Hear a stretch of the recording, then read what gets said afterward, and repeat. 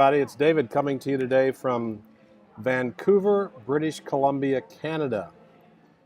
Getting ready to start our Trans-Pacific cruise, starting here in Vancouver, one of my favorite cities in the world. We used to come up here quite often when we lived in Seattle. It was an easy train ride, didn't have to worry about border crossings and things like that. We could get on the train, it dumped us off right in the middle of this very cosmopolitan city. Over this shoulder, you will see the Olympic cauldron that was used in the 2010 Winter Olympic Games. It's actually known for a couple of things. One thing, it had a misfire. One of the arms did not deploy, if you will. And oh, by the way, if you hear behind me, there's currently a protest going on here in this center about farmed fish. So it's people who do not want fish farming here in British Columbia. So if you hear that behind me, then that's what's going on. So this week, Module 4, let's talk about the readings.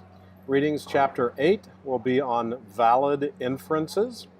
Chapter 9 will be on warranted inferences. This is going to be a really technical type of lesson, so make sure that you read very carefully. Also, make sure that you look at the lectures because it's very good as well. You're going to be following some very logical structures this week, some if-then type statements, if you will. You're going to be looking at the weight of evidence. You're going to look at evaluating generalizations in what you do. And so very technical in some of the approaches, but nevertheless very important as you think about problem solving, critical thinking in this area.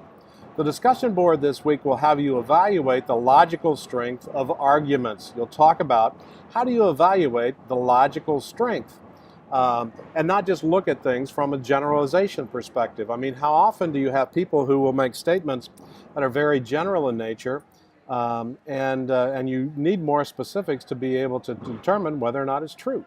And so you'll look at that in the discussion board this week. And then in the assumptions, I'm thinking about that this week. And then in the assignments, you're going to talk about fallacies that will be masquerading as valid or warranted inferences. And so that's going to require you to have a very clear understanding of what a valid inference is and what a warranted inference is.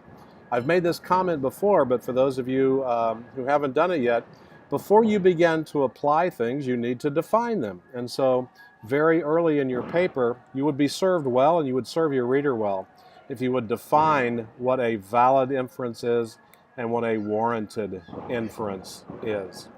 All right, well, I'm going to be hopping on the cruise ship tomorrow, going up through Alaska, and then across the Bering Sea before going into the open ocean.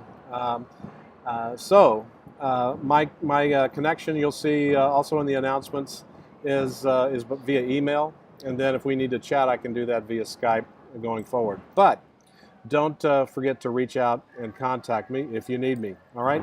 Take care. Have a good day.